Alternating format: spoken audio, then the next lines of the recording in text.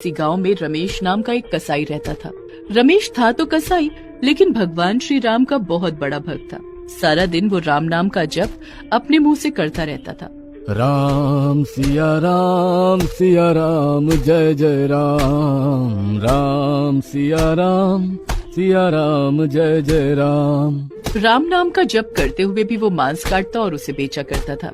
अरे भैया 1 kilo meet मुझे देना। अभी देता हूँ भैया। राम सिया राम जय जय राम। राम जी का नाम लेते हुए वो मांस काटता और ग्राहकों को दिया करता था। सुबह से शाम तक वो मीट बेचता और फिर भगवान राम के मंदिर में जाकर भजन करता। जो भी रमेश कसाई को देखते उसे देखकर आश्चर्य करते। अजीब कसाई है ये, सारा दिन मीट काटता है फिर राम नाम का भजन करने लगता है। हर सुबह रमेश पास की नदी में स्नान करने जाता। जितनी देर वो पानी में खड़ा रहता उतनी देर उसके मुंह पर राम का नाम रहता। राम राम राम राम राम राम राम राम राम। नदी में स्नान कर वो फिर दुकान की ओर चला जाता और ग्राहकों को मीट बेचता। अरे हाँ भैया, बिल्कुल ताजा मीट है। आप तो हमेशा से ले जाते हैं यहाँ से। बोलिए कितना तोल दूं? 10 किलो चाहिए, लेकिन आज नहीं, कल हमारे यहाँ भोज है, हो जाएगा ना? अरे हाँ भैया, जरूर हो जाएगा। कसाई के पास मीट नहीं होगा तो फिर क्या होगा? राम राम राम जय सिया राम। रमेश हमेशा राम का नाम तो लेता ही था, दूसरा वो अपनी कमाई में से आधे से अधिक दान कर दिया करता था। कभी मंदिर के बाहर बैठे भिखारियों को तो कभी किसी जरूरतमंद को। अरे बाप रे, इतने सारे पैसे, आपका बहुत बहुत धन्यवाद। अरे धन्यवाद मेरा नहीं, राम का करो, सब राम ही देते हैं। राम सिया राम सिया राम सिया राम।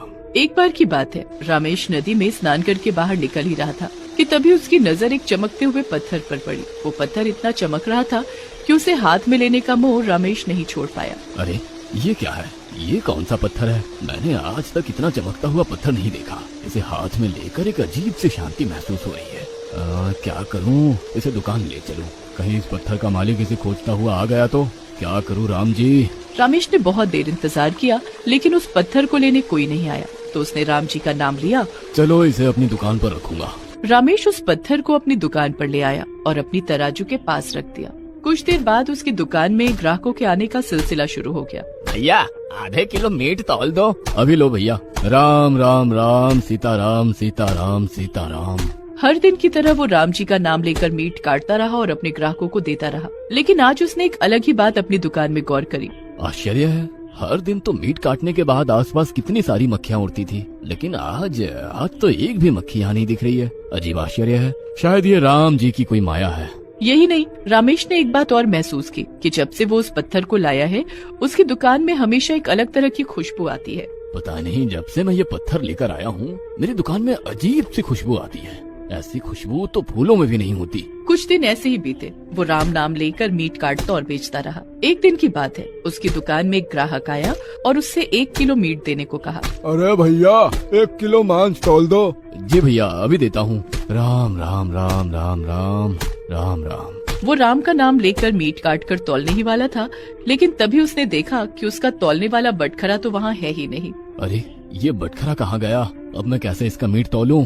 अचानक उसकी नजर उसी पत्थर पर गई जिसे वो नदी के किनारे से लाया था। उसने बटखरे की जगह पर उसे रखा और 1 किलो मीट तौल दिया। उसे ये देखकर बहुत आश्चर्य हुआ। अरे ये तो पूरे 1 किलो का ही बटखरा निकला। चलो मेरी मुसीबत तो राम जी की कृपा से इस पत्थर ने दूर कर दी। उस दिन के बाद वो उसी पत्थर का इस्तेमाल मांस को तौलने के लिए करने लगा। लेकिन जब जब वो उस पत्थर से मांस को तौलता वो एक नए आश्चर्य में पड़ जाता।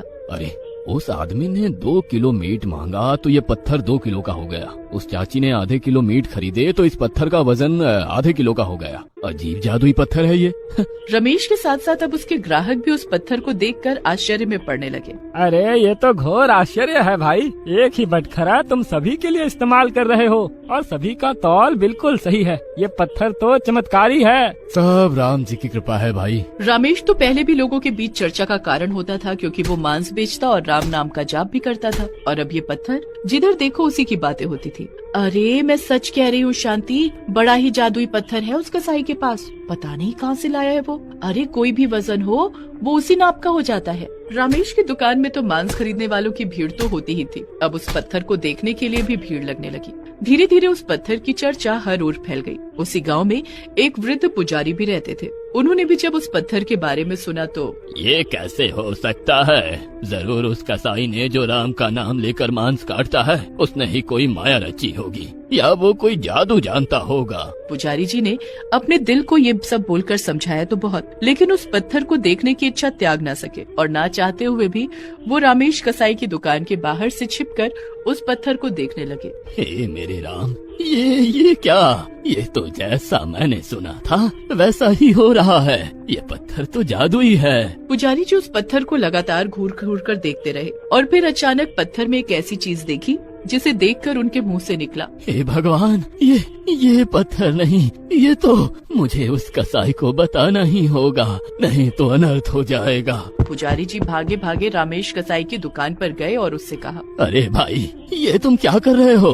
तुम्हें पता भी है जिस पत्थर से तुम मांस तौल रहे हो वो पत्थर किसका है? पुजारी जी, मुझे कुछ नहीं पता। हे मेरे राम, तुमने कितना बड़ा अनर्थ किया है पता है?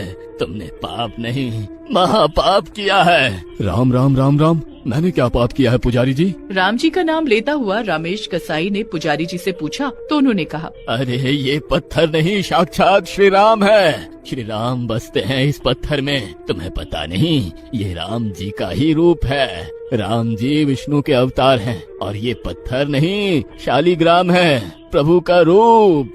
राम राम राम राम, आप ये क्या कह रहे हैं पुजारी जी? ये पत्थर राम जी का है? हे मेरे राम। हाँ, और तुमने इस पवित्र पत्थर से मांस तौला? पुजारी जी, मैंने जो किया वो अनजाने में किया, लेकिन अनजाने में भी मैंने गलती तो की है। सुनिए, मैं तो कसाई हूँ, मुझे पूजा पाठ का पता नहीं। आप कृपया करके इन्हें अपने साथ ले जाइए। आप कम से कम हर दिन इनकी विधिवत पूजा तो करेंगे। रामेश के कहने पर वो पुजारी उस पत्थर को ले आया और पूरे विधि विधान से हर दिन उसकी पूजा करने लगा। वो उस पत्थर को गंगा जल से स्नान करवाता, फूल चढ़ाता, चंदन का टीका लगाता, धूप बाती करता। कुछ दिन ऐसे ही बीते।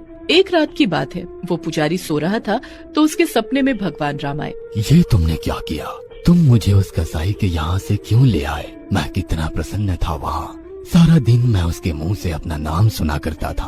प्रभु, क्या मेरी पूजा आराधना से आप प्रसन्न नहीं हैं? ऐसा नहीं है, मैं प्रसन्न हूँ। आप जिस तरह से विधिवत मेरी पूजा करते हैं वो ठीक है, लेकिन वो रामेश कसाई जैसे पूरा दिन मेरा नाम लेता रहता है वही मुझे भाता है। कृपया करके तुम कल मुझे उसकी दुकान पर फिर से ले चलना। ले चलोगे ना तुम मुझे मेरे सबसे प्रिय भक्त के पास? ये कहकर प्रभु श्री राम अंतर्ध्यान हो गए। पुजारी की नींद खुल गई। उसके बाद तो वो पूरा समय उस सपने के बारे में ही सोचता रहा और सुबह सुबह ही वो उस पत्थर को लेकर रमेश कसाई के पास जा पहुंचा। रमेश, मुझसे बहुत बड़ी भूल हो गई जो मैं वो पत्थर तुम्हारे पास से अपने घर ले गया। मुझे माफ कर दो। ये आप क्या कह रहे हैं पुजारी जी? आपने तो वो पत्थर मेरे पास से ले जाकर मुझे और पाप करने से रोका है।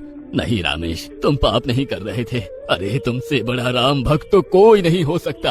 अरे जिसके लिए स्वयं श्री राम चलकर आ गए उसके लिए क्या ही कहे हम। उसके बाद पुजारी जी ने सपने की बात रामेश को बताई। रामेश ने जब ये सुना तो उसकी आंखें भर आईं। वो दहाड़े मारकर रोने लगा। क्या कहा आपने? मेरे लिए, मेरे पास रहने के लिए प्रभु श्री राम स्वयं आए हैं इस पत्थर के रूप में और वो मेरे साथ ही रहना चाहते हैं। पुजारी जी, मुझसे अनजाने में भूल तो बहुत हुई है, लेकिन अब मैं अपने प्रभु को ऐसी जगह नहीं रखूंगा जहाँ मांस का काम होता हो। आज से मैं मांस नहीं बेचूंगा। मेरे प्रभु मेरे लिए इतना सब कुछ करते हैं तो क्या मैं उनका दास मांस बेचना नहीं छोड़ सकता? राम राम राम राम राम। उस दिन के बाद से रामेश ने मांस बेचना छोड़ दिया और प्रभु श्री राम जी के चरणों की भक्ति में पूरी तरह से डूब गया।